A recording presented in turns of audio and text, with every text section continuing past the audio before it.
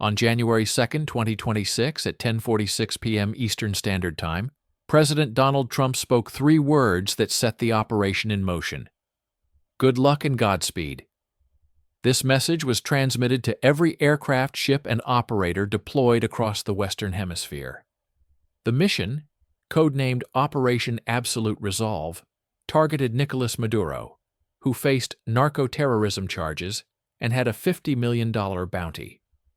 What followed became the most intricate special operations mission since the raid that killed Osama bin Laden.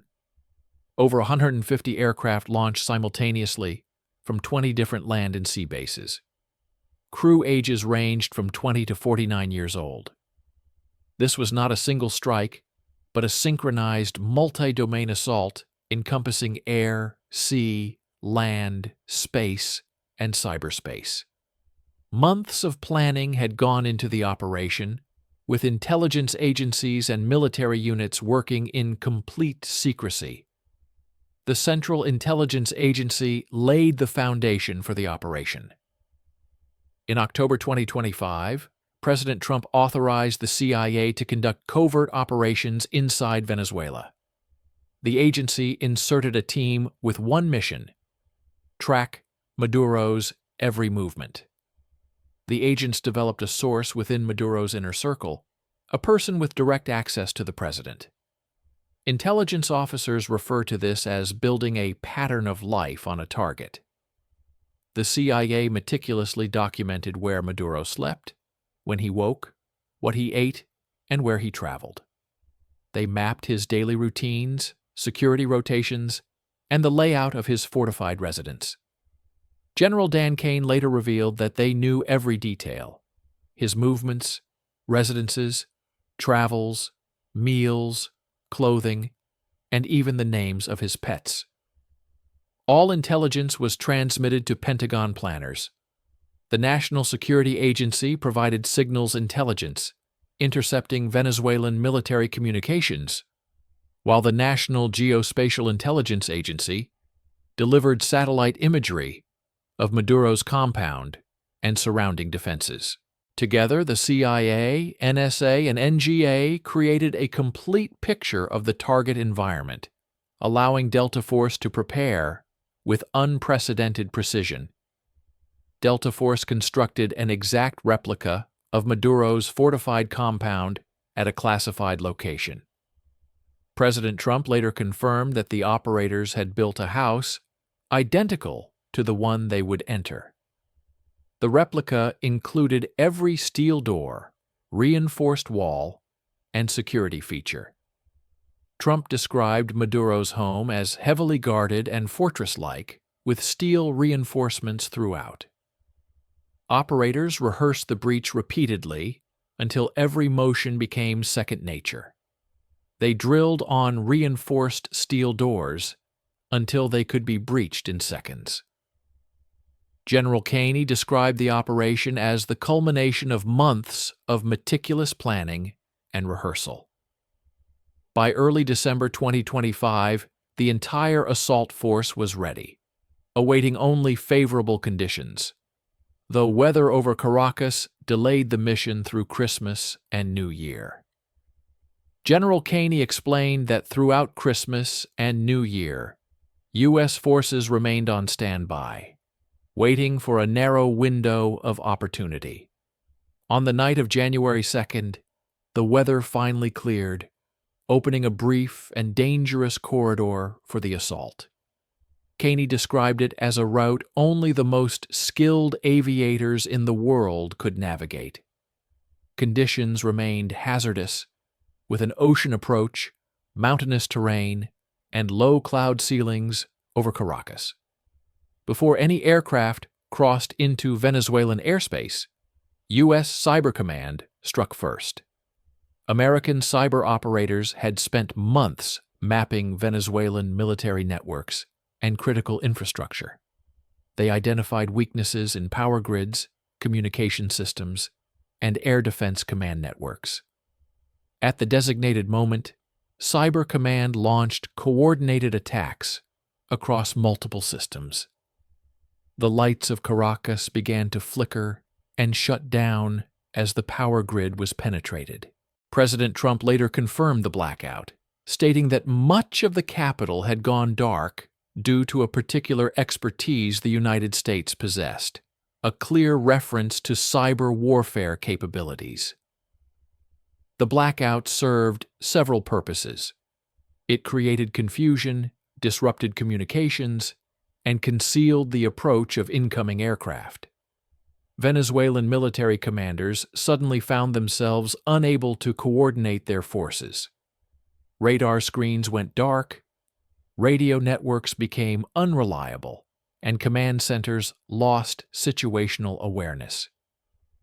General Caney confirmed that U.S. Cyber Command and U.S. Space Command provided effects throughout the operation. Space-based assets delivered satellite jamming and surveillance support. The combined cyber and space offensive effectively blinded Venezuela before a single bomb was dropped. Millions of civilians in the capital had no idea that American forces were already inbound. Venezuela possessed significant air defense capabilities that had to be neutralized before helicopters could approach. The country operated Russian-made S-300 surface-to-air missile systems capable of threatening U.S. aircraft. These systems, along with radar sites and anti-aircraft batteries, surrounded the capital region. Destroying these defenses fell to America's most advanced strike aircraft. F-22 Raptor fighters led the aerial armada. As the nation's premier air superiority platform, the F-22's stealth technology allowed it to penetrate Venezuelan airspace with minimal radar detection. Their mission was to establish air dominance and eliminate any aerial threats. F-35 Lightning II stealth fighters followed, carrying precision-guided munitions for ground targets. The F-35 combined low observability with advanced sensors capable of identifying and engaging air defense systems. F-A-18 Super Hornets launched from the deck of the USS Gerald R. Ford, providing additional strike capacity against both air and ground threats. EA-18 Growler electronic warfare aircraft played a critical role in suppressing enemy defenses, flooding the airwaves with jamming signals that blinded Venezuelan radar systems. The Growlers could detect radar emissions and either disrupt them electronically or destroy them using anti-radiation missiles. B-1B Lancer bombers loitered at high altitude, carrying massive ordnance payloads and standing ready to deliver overwhelming firepower if resistance proved significant. E-2 Hawkeye early warning aircraft acted as the eyes of the operation, tracking all air activity and providing command and control from above the battlespace. Dozens of unmanned aerial vehicles supplied continuous surveillance and real-time intelligence to commanders. General Caney described the force as a coordinated mix of F-22s, F-35s, F-A-18s, EA-18s, E-2s, B-1 bombers, and numerous remotely piloted aircraft operating simultaneously. As helicopters neared Venezuelan airspace, the air campaign began in full.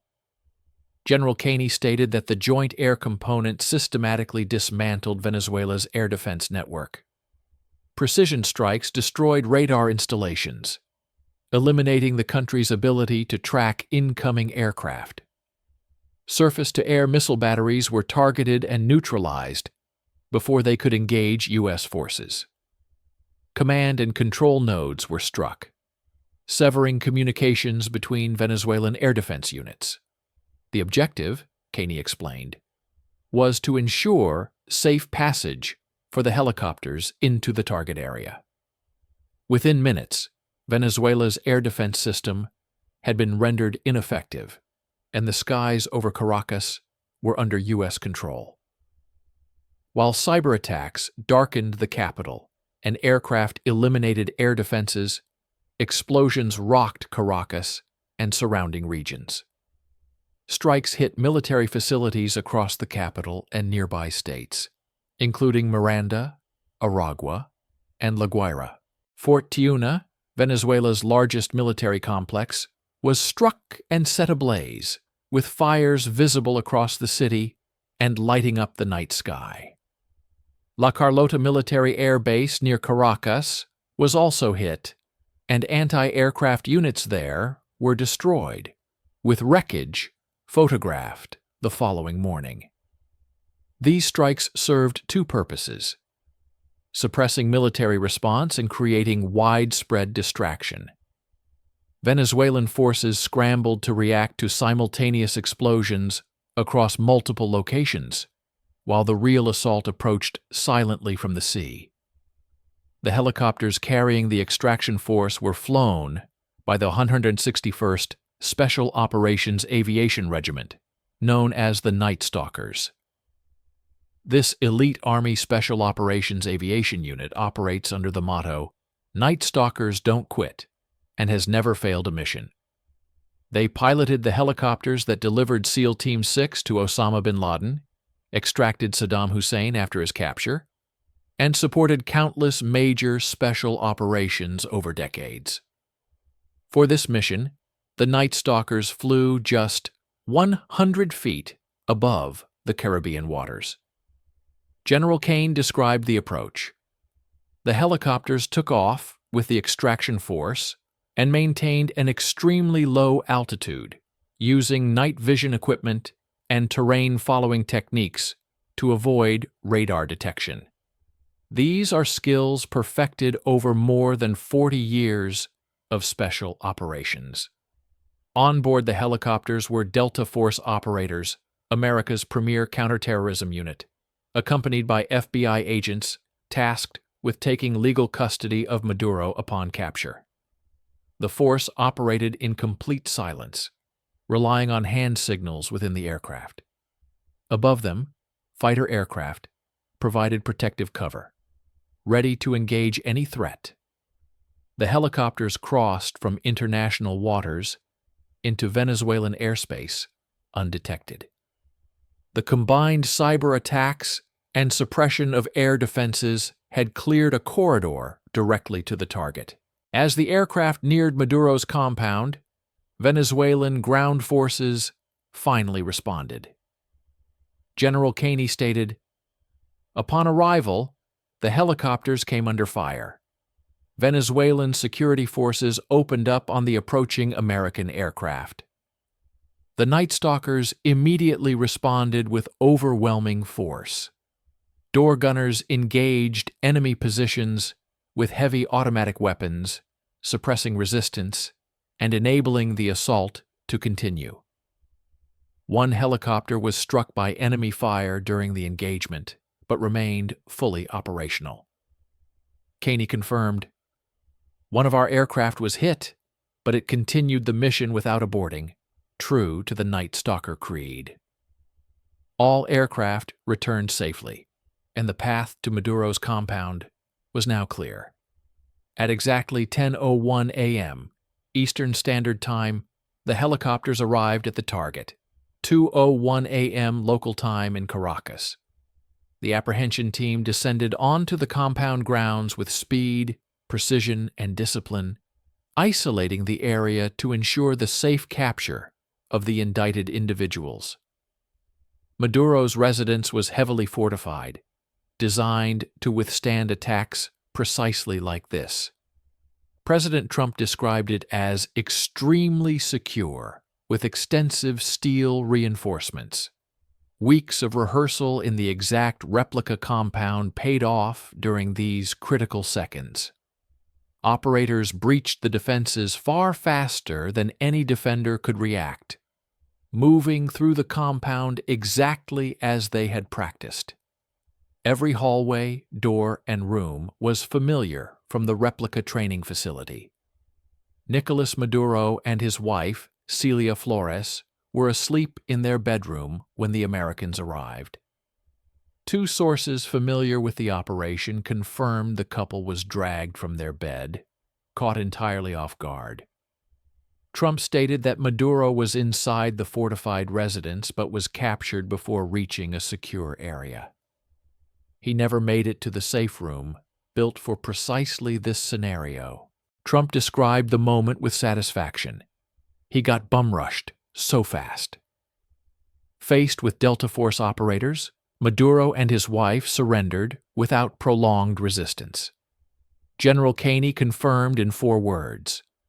Maduro and his wife gave up. Justice Department personnel accompanying the force took legal custody of the prisoners.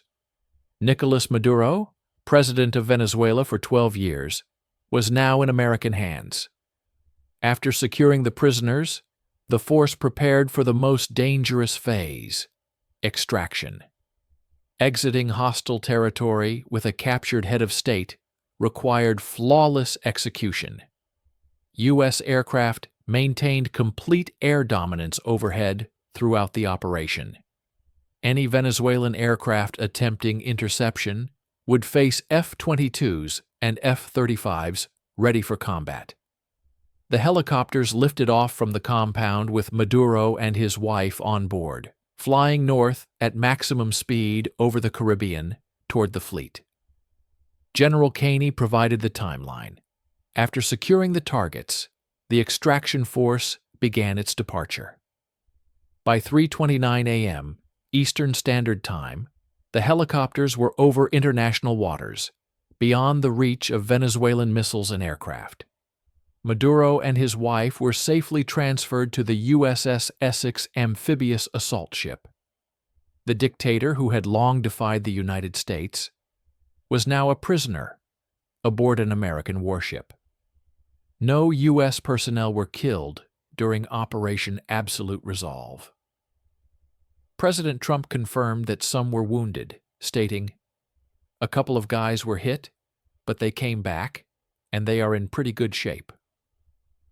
All aircraft returned safely to their bases and ships, including the helicopter that had been damaged by enemy fire, which completed the mission without incident. General Caney emphasized, "All of our aircraft came home." While U.S. forces executed the extraction, explosions continued to rock Caracas. Strikes hit military installations throughout the capital and surrounding states, including Miranda, Aragua, and La Guaira. Fort Tiuna, Venezuela's largest military complex, was set ablaze, with flames visible across the city, illuminating the night sky. La Carlota military air base near Caracas was also targeted. Anti-aircraft units there were destroyed, and the wreckage was documented the following morning. These strikes served a dual purpose: suppressing military response and creating a diversion. Venezuelan forces scrambled to respond to attacks across multiple locations, while the real assault approached from the sea. Night Stalkers and Delta Force operators had already infiltrated the compound and completed the capture of Maduro and his wife. The combination of precise airstrikes, cyber attacks, and electronic warfare had neutralized air defenses and disrupted communications, allowing the helicopters to approach and extract their targets with minimal interference. U.S. aircraft maintained air superiority throughout the operation, ready to engage any remaining threats. Venezuelan officials reported at least 80 deaths from the strikes. The Attorney General, Tarek William Saab, stated, "Innocent civilians were mortally wounded, and others were killed." In one incident, a civilian apartment complex in Katy Lamar was hit, resulting in 1 death and 1 injury. The full scope of Venezuelan casualties may never be fully verified. The mission concluded with all American forces returning safely to their bases and ships. The damaged helicopter completed its flight without incident, and all personnel returned home.